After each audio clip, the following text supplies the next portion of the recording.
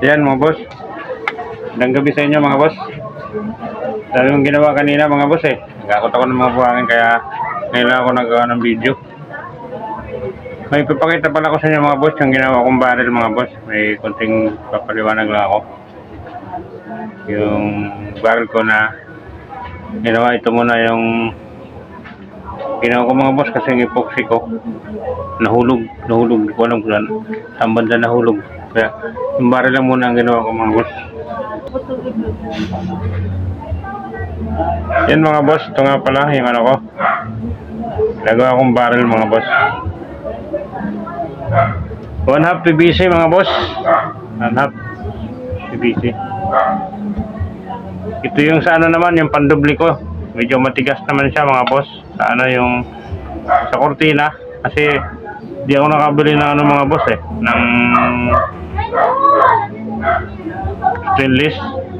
stainless talaga ang ginagawa ko. Pandubli dito sa gitna kasi makapal yun, saka matigas talaga. Wala na yung mga ano mga boss, mga binibilihan ko doon, lumipat yata ng pwesto. Ito yung panggitna mga boss. Ito naman yung aluminum tube ko mga boss, 8mm steel ball mga boss.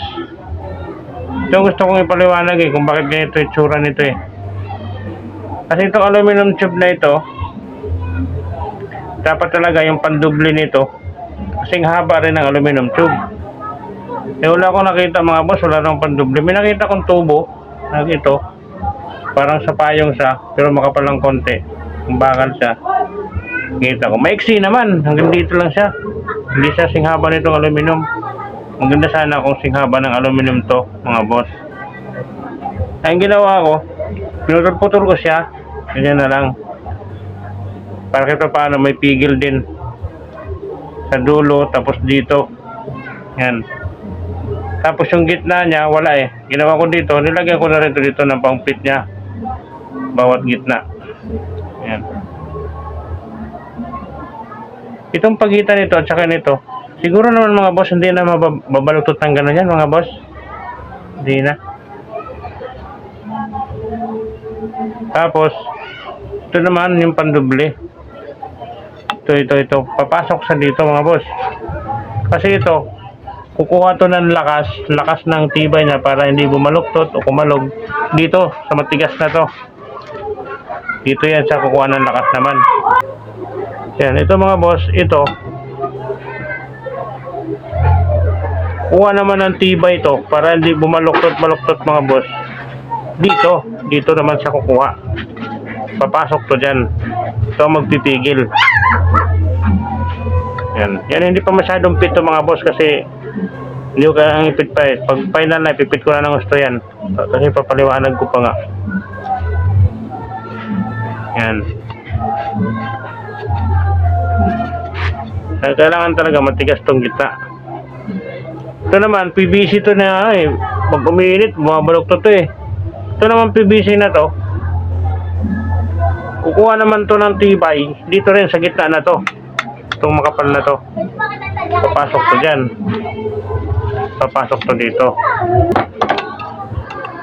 Yan mga boss, ito naman 1/2 PVC to, matik na mga boss na ito, bumabaluktot talaga lalo na pag mainit. Kukuha naman ito ng tibay mga boss kasi pandubli lang naman yan to, parang pang design niya. Bali magtutulungan to, titibay naman to pag na-isalpak naman siya dito sa gitna na to na matigas na to.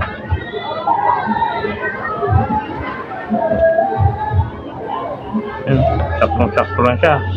Maganda to pang slide barrel saktong-sakto, walang kapalag-palag. Maganda to pang slide barrel kasi saktuhan lang siya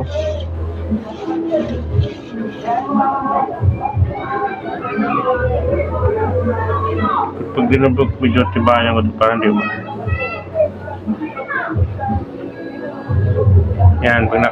Yan pag nakadoble na ng ganito mga boss.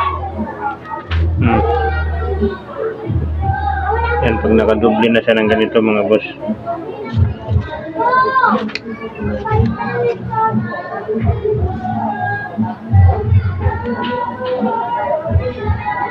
Yes.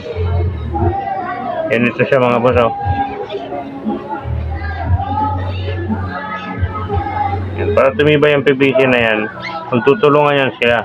Titibay din yan kasi makakatulong din to sa kanya eh. Magsasama-sama yan sila kaya titigas mga boss. Magsasama-sama sila. Tigas siya. Yan, medyo maluwag pa yan. Hindi ko pa yan nakadagdagan ng pang-fit talaga. Ano nga pala to mga boss? 32 inches mga boss. Ang gusto ko sanang mangyari, yung barrel ko ang haba 3 feet. Kaso nga lang mga boss, wala akong makitang aluminum tube na 3 feet. Pinakamahaba na 32 nakita ko eh. 32. Kaya yun na lang ang sunod ko, 32. Kunti na lang sana ang kulang mga boss. Ganito na lang sana oh. Kuha na yung 3 feet na ano, long barrel na gusto kong mangyari.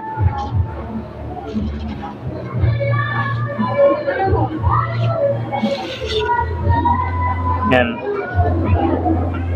Tatlo lang siya mga boss kung titignan. Plus tatlo. Pero balik kung bibilangin siya lahat, 4 yan. Yung isa, kasi ito mga doble na to. Ito ang pangalawa, pangatlo, pang-4 naman to. Ito yung magnet niya oh. Bali 10 yung nilagay kong magnet mga boss. Kasi ano to eh, 8mm steel ball to mga boss eh. Medyo mabigat eh. Kaya ginawa ko ng 10. Yung 10 yung na-order ko na bala, nilagay ko na lahat. Yan.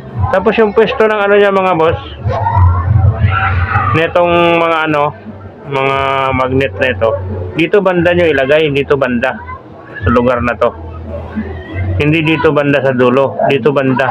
Kasi ano to eh, disundot ito eh, bali papasok dito yung ano, yung galing sa chamber, pagputok, papasok yun hanggang dito. Papasok sa tubo na yun. Yung nagtutulak ng bala, hanggang dito yun. Kaya dito banda yung magnet. Kasi kung dito mo ilalagay mga boss, pag tulak ng pang bala, yung pagtulak, yung tuser ng bala, hanggang dito yun eh. Kung nandito yung mga magnet, lalagpasan niya mga magnet mga boss. Nandito ng bala. Kung dito mo ilalagay, kailangan nandito ang magnet para pagtulak ng tuser ng bala, sakto naman nakatapat dito sa mga magnet. Kaya dito banda ang lagay. Huwag dito sa dulo mga boss. Yan. Yan, lang muna mga boss, mga papaliwanag ko mga boss. Kasi ito pang sarili ko to mga boss eh. Wala na kasi akong laruan mga boss. Yung ayaw kong ibenta talaga na ano, yung sabi ko hindi ako magbibenta kasi nga ginagawa kong collection mga boss. Wala,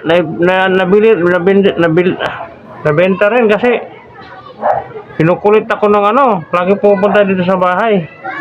Lagi niya akong pinupuntahan, kinukulit ako. Yung para M4 ko, Andi Magazine. Pabalik-balik dito sa bahay. Kinukulit talaga ako. Eh medyo kailangan ko rin ng pera noong time na yun. Kaya, naibenta ko rin talaga siya mga boss. Ngayon ako na ngayon wala na naman laruan. Kaya ito, gagawin ko na naman pang sarili. Simple lang itong gagawin ko mga boss. Hindi ito di magazine. Ano to, yung bolt action lang siya. Tapos yung kasa. Tapos isusubo yung bala. Tapos tulak.